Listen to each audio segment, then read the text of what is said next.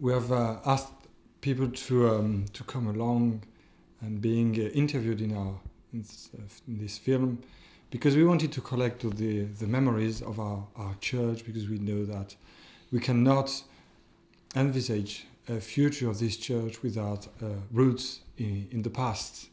For that reason, we needed them not only to bring their memories, but also their feelings and what they have experienced with the previous parish priest and my predecessors. So I'm glad to have this sorted out this film for this project.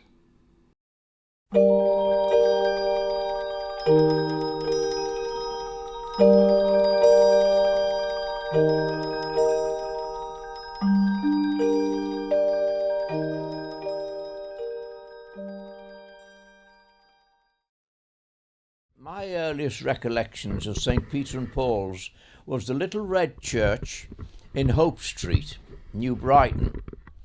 And although I was a parishioner of St. Albans in Catholic Church in Mill Lane, I used to go early on my bike to my aunts in Lockney Flats and go with them to the old St. Peter and Paul's Church in Hope Street, a little red brick building it was. Now that was quite a nice little building, but it was closed down because New Brighton was on the up and there just wasn't enough room for all the people to get in. It was standing room at most of the masses, you see. So they built St. Peter and Paul's as we know it now, or the Dome of Home, which is a name given to it by the sailors, because when they, during the war, when they were fighting, trying to get through so that they weren't torpedoed by the U-boats, once they came to that part of the Mersey and they could see St. Peter and Paul's Dome, they knew they were safe, they were out of U-boat range, and they could relax from that point till they came into Liverpool. Hence it got that nickname, the Dome of Home. Now, St. Peter and Paul's, in the early day, the old St. Peter and Paul's in Hope Street was burnt out with an incendiary bomb in the Christmas Blitz. But it wasn't being used. It was going to be used as a parish hall, as I said before. But the new St. Peter and Paul's at the top of the hill wasn't touched during the Blitz at all. But Father Mullins, who was the parish priest at the time, used to walk up and down the aisle during the height of the Blitz, bombs dropping, the guns firing, searchlights out, the noise was appalling. He used to walk up and down the aisle of the church in his long john, saying his rosary. The air raid wardens were appalled. They dashed after him into the church, put clothes round him and bungled him into an air raid shelter and gave him a jolly good telling off. But he protested, but made no difference. The wardens had the authority and he had to stay put. But having said that, during the height of the Blitz, and it was night after night in many cases, St. Peter and Paul's new church was never ever touched. They were always worried that a stray bomb or a stray piece of shrapnel would knock the cross off on the top of the dome. It was never touched. I remember after the I think it was the Christmas Blitz. We had 3 blitzes, Christmas, March and May. We were blitzed every night, but these were the intense ones on Merseyside. And the Christmas Blitz, I think St. Peter and Paul's in Hope Street was hit by an incendiary bomb and burnt out. Because the fire brigades and the National Fire Services, Auxiliary Fire Service it was then, it hadn't been made National Fire Service, they just couldn't cope with all the fires. So some had to be left to burn. It would be about 1935, 36, I imagine. And my mother, we lived in Liskeard, my mother took me on the bus she told me there was a beautiful crib at St Peter and Paul's, and she wanted me to see it. And it was in sort of an outbuilding, and the floor was covered in straw, and there was the most beautiful crib in there. And as a little child, I was just, enthralled. It was beautiful. And that was my first visit to St Peter and Paul's. So in 1945, I was 15 and I joined the choir. And Mrs. Brabin was the choir mistress, and Frank Morris was the organist. And Mrs. Brabin paid for me to have singing lessons, which I had for about 2 years, and she died very, very suddenly. And, well, that was, I tried very hard to afford the lessons, but they were too expensive. And then Mr. Cyril Kynaston came as choir master, and he had a music shop in Victoria Road with a recording part in the shop. And he brought his recording equipment up to the choir, and I sang the solo in Silent Night and Adeste Fidelis. It was an awful recording because it wasn't balanced or anything. It was, the recording equipment just plonked there, But Monsignor Curran, who was the parish priest, must have thought it was marvellous, because he got Mr. Kynaston to put, a microphone. And on the Sunday before Christmas, I went to church to the sound of my own voice, singing the Adeste Fidelis. Yes, when Monsignor died, he was so respected and loved that when his coffin arrived at the gates to Rake Lane Cemetery, there was a guard of honour formed by the police all the way up to the grave. He was so very, very a lovely man, very respected. Well, I was living in Pensby during the war, yes. I'd been born in New Brighton. I came back about 1943, I think it is, something like that, and lived in St George's Mount, 7 St George's Mount, yes, where my sister was born. And Mother used to take me up to church every so often, quite often. And it wasn't very far to go, just up the hill, and it was a big outing for me. I can remember that in those days we used to have 4 masses a week. Not 4 masses a week, 4 masses a day on a Sunday. 8, 9, 10 and 11, I remember those years. Eventually it declined as the number of priests declined as well. To me, it's my history. It's the family history, really, because I'm nearly as old as the church. The building doesn't really matter. I've been to Mass in cathedrals or big tents, army marquees and all sorts of things. So it doesn't really matter what the building is. But to me, it's a beautiful building, and I would not want to see it turned into a supermarket or a block of flats. Yeah. I want it preserved for architectural reasons rather than anything else. Yeah. Well, we moved to Wallasey from Greasby in 1944, just as the war was really coming to an end. And we lived right on the border of the parish in Holland Road. On our side of the road, we're in St Peter and Paul's parish. On the other side of the road would be St Albans parish. So my father, our mother and father, decided they'd like to keep with St Peter and Paul's. I was married in the church in 65, and all my children were baptised there in the baptistry in St Peter and Paul's, and 2 of them got married there. So it's been, except for a time when I was doing my midwifery and I was not living in Wallasey and doing my nursing at Clashbridge, and I've been going there regularly now for, well, a long time anyway. So, yeah, I'm very, very fond of the church, because I've been in the UCM at St Peter and Paul's and helping with the flowers once I'd retired, and I used to be on the rota for cleaning the church at times, so I have been involved with it, and it does mean a lot to me. Great.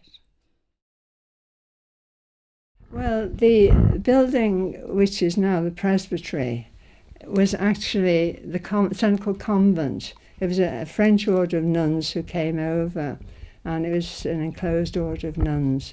And when they decided they wanted to move, they had a big convent built in Lance Lane, huge convent. And that was the picture there, yeah. And so that became, I think that's when the not the prisoners, the people from the war came for rehabilitation. On Friday.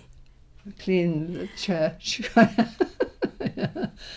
And yeah, and the children used to come with you, didn't they? Yeah. Some of the little ones used to come and help, so they'd clean change the flowers, do the dusting. So it's a big church to do, isn't it? So we did a lot of hard work, yeah. So you earned the reputation of Saint Philomena. But I was very pleased that these priests came, the Institute of Christ the King, because it was so sad seeing the church empty and derelict. But I've been to some of the ceremonies. I was there at the opening, the official opening, and that was marvellous, yeah, wonderful to see the church packed and full of people, all enthusiastic. And the fact that it's going to be open every day and honouring the Blessed Sacrament, which is very important. And so I think, wish them all the very best in the future. I was born in 1922. My father was a general practitioner in Wallasey, in Woolston Street, which was opposite the convent, which was there at the time. And he was Father Mullen's doctor, as I've said, and a friend. I didn't see much of Father Mullen's until the raids in the spring of 1941. The presbytery was mildly damaged. It wasn't destroyed or anything like that, but there was, I think, some fire damage. And the wardens wanted Father Mullins to leave the presbytery and go to another place of safety, but he wouldn't go. So Father and I had been bombed out because my family had been, mother and my grandparents both been killed in November 1940, and we were living at the Victoria Hotel. So they sent down to Father to see whether he'd persuade Father Mullins to come to a place of safety. So my father put on his tin hat, which he had as a medical officer at the first aid station. I borrowed a lieutenant commander's tin hat because I hadn't got one. And the risk was shrapnel coming down, hitting the pavement, sparking up and so on. So I put my tin hat on with my father, and we walked up, and Father persuaded Father Mullins to come. So we left the presbytery and went out of the back door, which opened onto, I think it's Sandringham Drive at the back, a hill. We got outside, Father Mullins looked round and said, "Where's the taxi?" quite a severe rain was going on at the time. And we told him, I'm afraid there was no taxi. So we walked to the Victoria Hotel, where he became a resident for a short period and grew a beard at that time. I qualified in 44 December. And I started as a house surgeon at the Royal Infirmary in January 45. When Father Mullins came in, I used to go and see him, of course. Anyway, on the last day of his life, I went to see him. We had a talk about, talking about Horace, a Roman poet at the time. And we had a nice conversation, and I said goodbye to him and said I'd be coming to see him again soon. And I left, and 2 or 3 hours later, a colleague of mine came in and said, I'm terribly sorry, he died suddenly. So I was with him on the day he died, although not at the moment of death. And that was the end of my acquaintance, I'm afraid. Yes. Now we are ending the second phase of the work, which included the restoration of the confessional, of the baptistry, and create a new, I would say, a welcome area at the back of the church in the porch to make it more welcoming and warmer, and that was that's the main part of the building works. They have done a wonderful work, and also I have to say that they have been very, very professional. Whether it was our architect Adrian Swain, or our quantity surveyor, or the contractors William Ainley, they have been all very, very good and wonderful, because the relationship was very gentle and smooth, and they had to cope with my French accent, lack of understanding sometimes, but everything was fine with the usual surprises and contingencies. But then, by the grace of God, it would be sorted out, and the providence will hopefully give you us the occasion to move forward and to go ahead in the restoration for the phase 3. But that's another surprise. Okay, should we go through the doors? Who's going to open the door? What I want you to do when you go in the doors, I want you to just look at the church, and then I'm going to ask you to tell me some things that you see. Okay? So, could you open the doors? Get the door?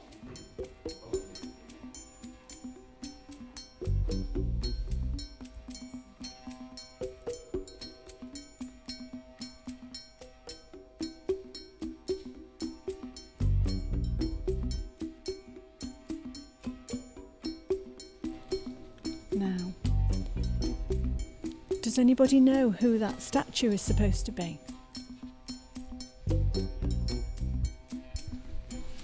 God. Well, yes, it is God. He's got a name as well. Do you know his name? Is it Jesus? It's Jesus, yes. That's a statue of Jesus.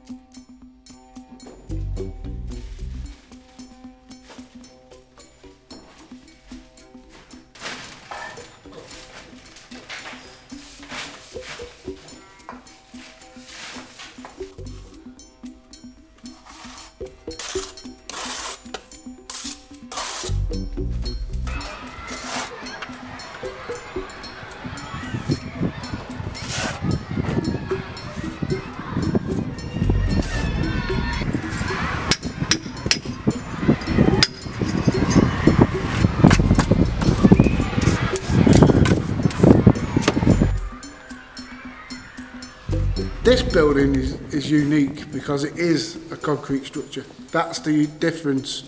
The concrete structure itself is a difference compared to other churches. Like the church down the road, what's going to have work done to it. That'll just be stone and brick, maybe. But the difference is it's a concrete structure. And this has got such a big dome on it that makes it a unique building in itself.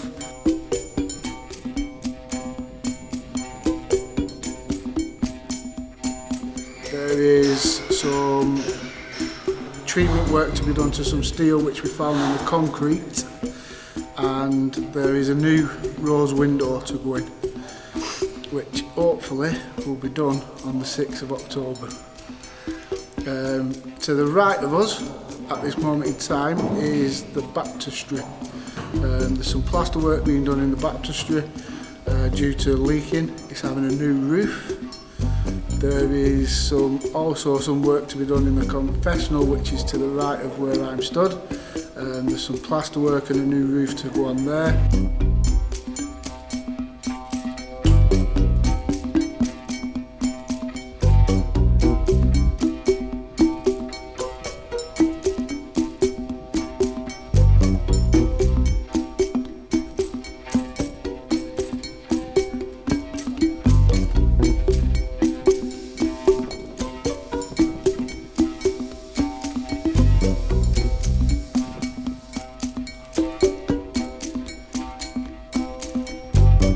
The lime mortars go, we're using a 3-to-1 hemp mix with a hemp 3-to-2 finish, which will allow to flex and breathe.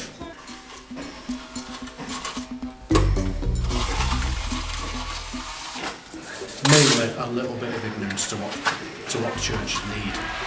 And of course, there's a big difference in the materials as well. Yeah.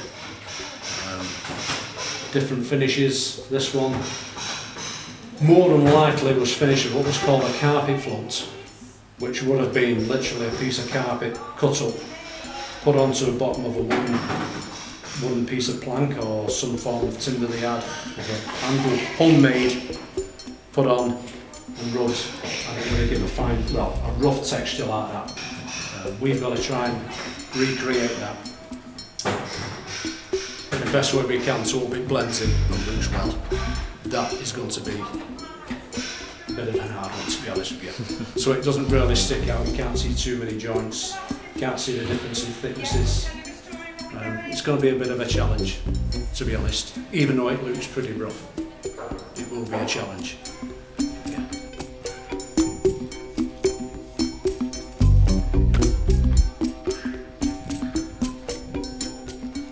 I first became involved with the church when the Institute of Christ the King took over the running of the church and the responsibility for it. The church at that time hadn't been used for a number of years, and prior to that it had already been suffering from a lot of water ingress and problems with the church and the fabric of it. Obviously the most urgent works and the most necessary works are maintained and kept within that portion of the works, but we're always conscious that there's still another 3 or 4 phases of work to be done to complete the works to this church. It's a long process. It probably could take anything up to 10 years to get through all the phases of this work, depending on funds and availability of funds and ongoing works. But what we are confident of doing is that we are dealing with the first 2 phases now. We are dealing with the very worst of the damage to the church and preventing any further damage to those areas, so that we're maintaining the life of the building for another 60 to 100 of years as we go around, and that will continue round. We still have some issues to deal with in following phases with the dome and various parts of the chapel. We've all got water ingress which need to be dealt with along very similar manner to these first 2 phases, and that's what we look through. We're already looking at the next phase of works, which is centering on the dome, as the possibility for that work in the future, which if the funds are available would probably be happening next year sometime in 2016.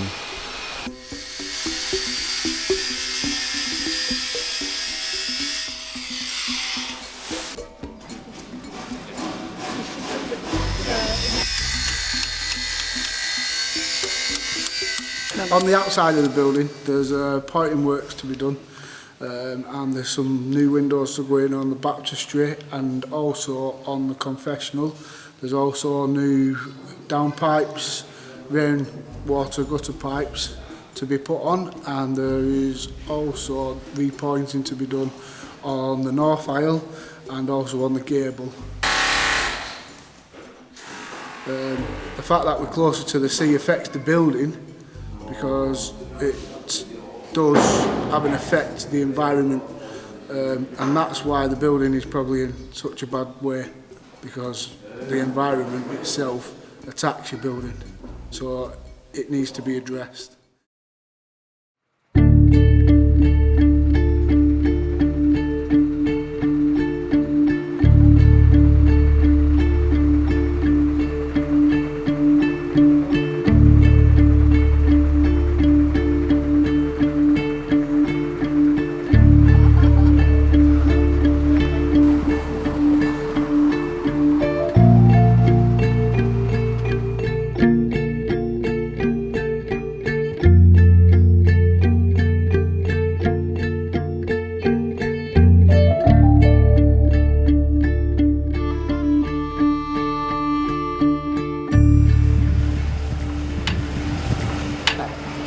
Circular point in it. Is it just this one?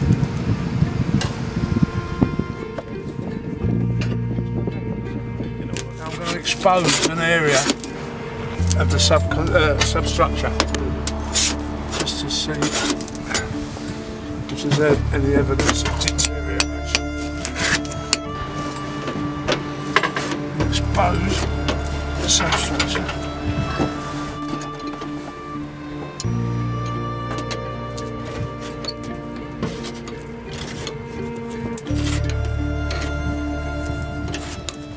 Once everybody's done what they feel they've got to do in the way of examining it, I'll come back up in the estate.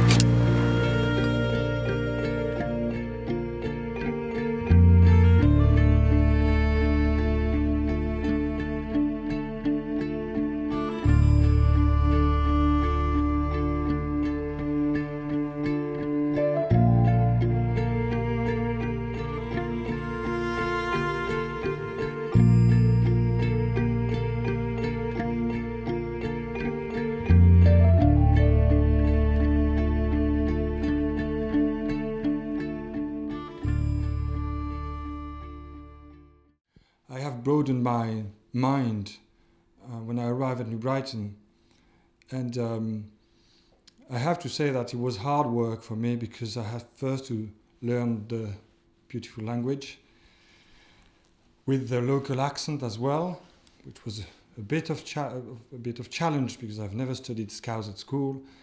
But then I found some people with the warmest heart I've never seen. And so it was a family atmosphere, and this is that's the heart of the shrine. We are a family. That's why we are working so hard, because we are part of the same family, and God is our Father. I'm just the instrument in between the both of them in this visible world and the invisible world of God. And that's the role of the priests, to have a foot in the human matters as well as in the divine ones. I won't say that coming to the Dome was a conversion experience. It was more a chance encounter that turned into something particularly special. I remember I was in New Brighton one day and I was supposed to be meeting somebody for a business appointment, and I got a phone call to say that they were running late and there'd be another couple of hours, and could I make time to fill the time up basically. And I said yes, okay. So I remember sitting in my car and I was actually listening to the radio, and there was an article being discussed about St Peter, Paul and Philomena, which was quite interesting because I was very interested in local history and obviously church matters. And after I'd heard the interview, I thought to myself, oh, that's a place I wouldn't mind actually going to check out. And the strange thing was, I'd more or less finished listening to this broadcast, looked up from the car, and there in front of me was the Dome. I think when I first walked into the building, the first thing that struck me was, how can this be in New Brighton? I mean, and how come I never knew it was here? It's been here all this time, all my life. How could such a building be there and me not notice it? Because I think if my life would have gone a different way and I hadn't I either was going to be a vicar, or an architect. And, you know, I'm very interested in architectural styles. I always thought neo-Gothic was my preferred style, because being involved in churches for so long, especially Anglican churches, which are very neo-Gothic, I developed a taste for Pugin and those kind of styles, and I'd never really been into a Rococo style church before, or a basilica, and I thought, wow, this is like a basilica and it's in New Brighton. This is incredible. This is amazing. And it was the majesty of the place. My own parish church, my old parish church, neo-Gothic, very beautiful, very traditional, very homely. But the dome, to me, expresses the grandeur of God, expresses the immensity of God, expresses the omnipotence of God. It expresses so much in scale of what God is. I mean, I know we're only humans and we can't even imagine what God is, or how huge the concept of God is. But this building, for me, and what goes on there, expresses that in a way that kind of gives you a glimpse of who God really is. English Rococo is quite sober, but in a way that's good, I think, because I think what it does is if something is over decorated, it can have the effect of taking you away from what you're there to be. I think St. Peter and Paul's has got it right. It has the grandeur which reminds you of God, but it's not too embellished to take you away from thinking of God. And what embellishment there is all in the right place. It's in the sanctuary. It's at the altar. So although we've got the dome, which is wonderful, and yes, you look up to it and you think of the grandeur of God, nothing up there is going to keep you looking up there. You're eventually going to be looking back at the altar, which is where you should be looking. And that's, I think, a very special thing St. Peter and Paul's has got, that a lot of that style of church doesn't have. So I was looking on the internet, and I was looking at the closest Latin Mass, and I saw this thing called the Dome of Home in New Brighton, and I looked on the website and there's this video with all these lovely people, and I thought it looks very beautiful. So I went to visit it, and the middle of January, or maybe the first few weeks of January, and I remember completely kind of falling in love with it. And I was sitting with somebody, was showing me, because it was my first time, showing me what was going on.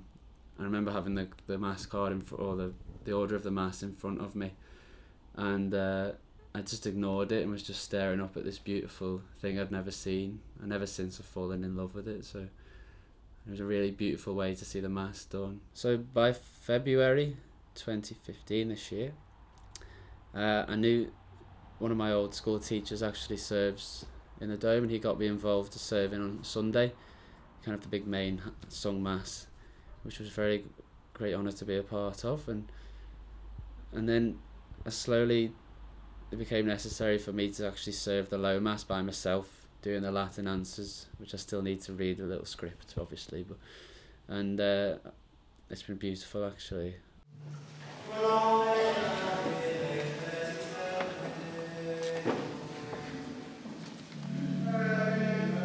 So the general look of the dome is magnificent, to say the least, and something to have in the Wirral, and you can see over from Liverpool.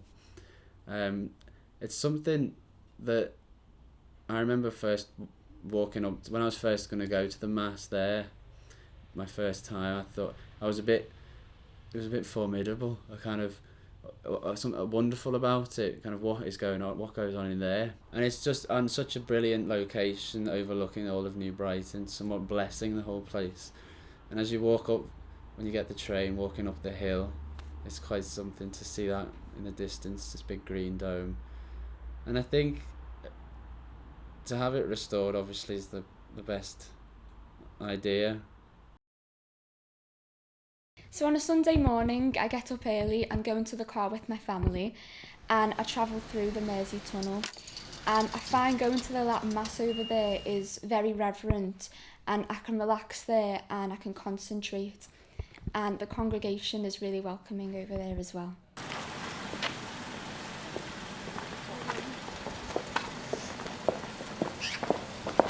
Inside the church, I find it very peaceful, and what I like about inside the church is the statues, the altar and the candles. I find it all very beautiful.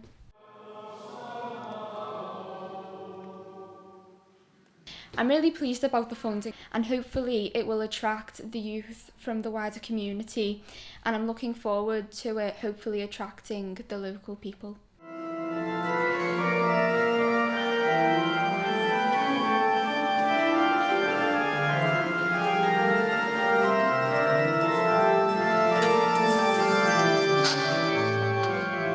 In the youth group we'll have a Christmas party, we'll watch a film and we'll discuss about it, how we found the film and how it links into the Catholic faith.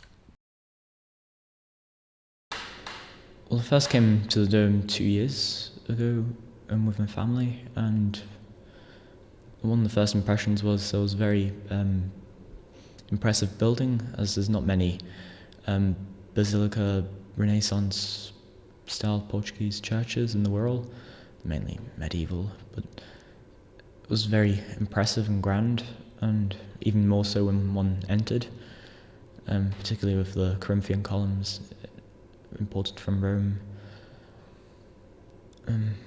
The worship is very solemn, and it gives you a sense of peace, and I've got a very hectic routine during the week, and it gives me an opportunity to relax, meditate a bit, and just recover from the week. Well, I've been with the group since it started. We'd gather once a month. A few times we'd just watch a film or discuss some issues. Occasionally at the end of the year we'd have a beach barbecue. Everybody would be invited. We'd play a game of cricket or whatever. There are it's very entertaining and funny. Canon's always there, so you can ask questions. There was one time we asked if priests always had their cassock, so would they go skiing in a cassock, or just go black James Bond style down the hill. But it's very entertaining and it's fun. And there's a lot of youth there.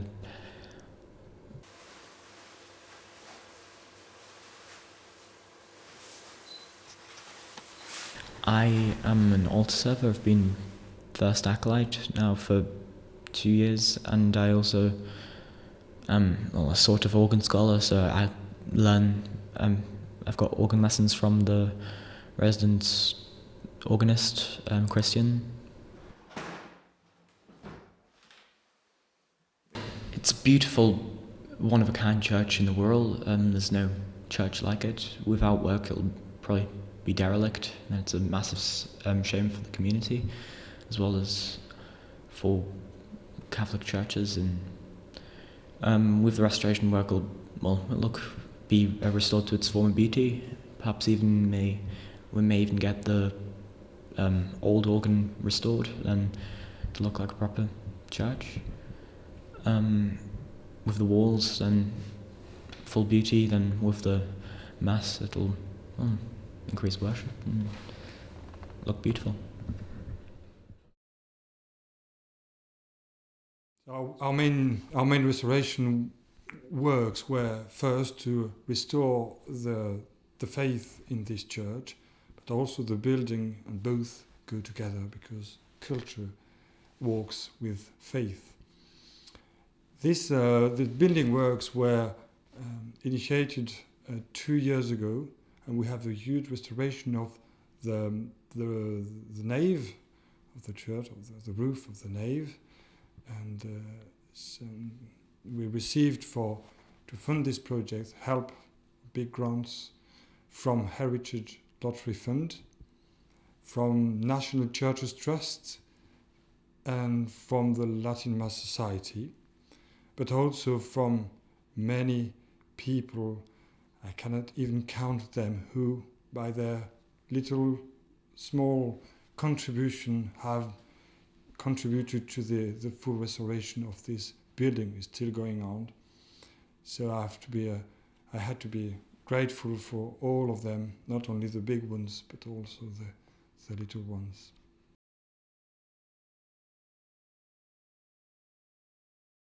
Well, here we are today, the practical completion of this second phase of the church works, the refurbishment works.